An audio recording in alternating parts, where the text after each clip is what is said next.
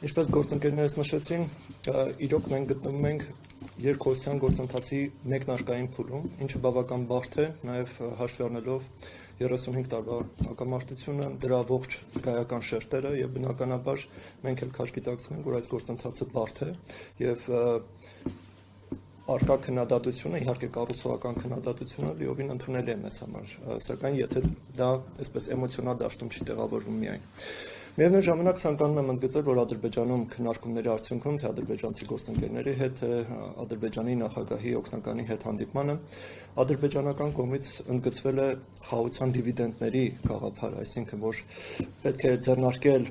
պրակտիկ քայլեր, որպեսզի ժողովուրդը, երկու երկրների հասարակությունները իրենց մաշկի վրա զգան այդ խաղաղության կամ հաստատված խաղաղության, ինչպես հայտարարվում է,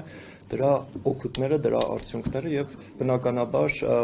բանակցություններ, քննարկումներ են ընթանում նաեւ այս ուղղությամբ տարբեր պրակտիկ ծրագրերի վերաբերյալ։ Միևնույն ժամանակ մեր կողմից հայկական կողմը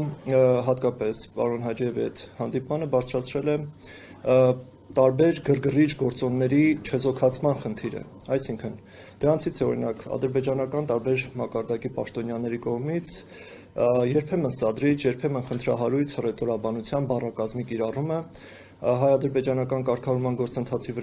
վերաբերյալ խոսելիս, միևնույն ժամանակ ադրբեջանական մեդիաներում մենք պարբերաբար հանդիպում ենք տեղանունների խնդրին։ Վերջին նման օրինակը Ազերտ Հաջիի հրապարակումն էր ռուսալեզու, որտեղ Երևանը Իրևան էր գրվել։ Այս հարցը հենց կոնկրետ օրինակով ներկայացվեց եւ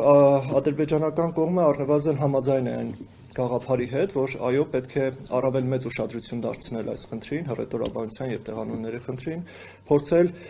հնարավորինս նվազեցնել նման դեպքերի, այնպիսի դեպքերի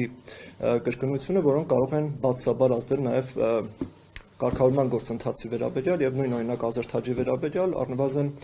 խոստում եղավ, որ կզրուցեն խմբագրակազմի հետ։ Այսինքն նման փոքր արդյունքները կարծում եմ բավական կարեւոր է հետագայում առաջ շարժվելու եւ փոխվստահության մթնոլորտը կառուցելու ուղղությամբ։ Ինչպես նշեցին գործընկերներս, ամենատարբեր զգայուն հարցեր քննարկել ենք եւ Տիկին Սուլթանյանն էլ ընդգծեց հատկապես գերիների հարցը եւ ելի հաշվի առնելով մեր հանրային արձագանքները կարծում եմ բավական կարեւոր է արձանագրել, որ առանց նմանատիպ երկխոսությունների կամ ընդհանրապես առանց բանակցությունների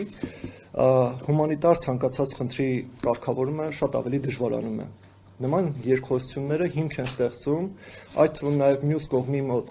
որոշակի պարտավորություն են ստեղծում, որպեսզի իրենց ներդրում ունենան նաև խաղաղության գործընթացում եւ բնականաբար այդ ներդրումներից մեկը վստահորեն կարող է դառնալ հումանիտար խնդիրների եւ մասնավորապես հայ ռազմագերիների վերադարձի խնդիրը։ Եվ հետեւաբար ցանկացած ջանք, ցանկացած նախաձեռնություն հանրային, որը գոնե մեկ քայլ կարող է մոտեցնել այդ օրը, վստահաբար պետք է աջակցություն ստանա նաև հանրության կողմից։ Շնորհակալ եմ։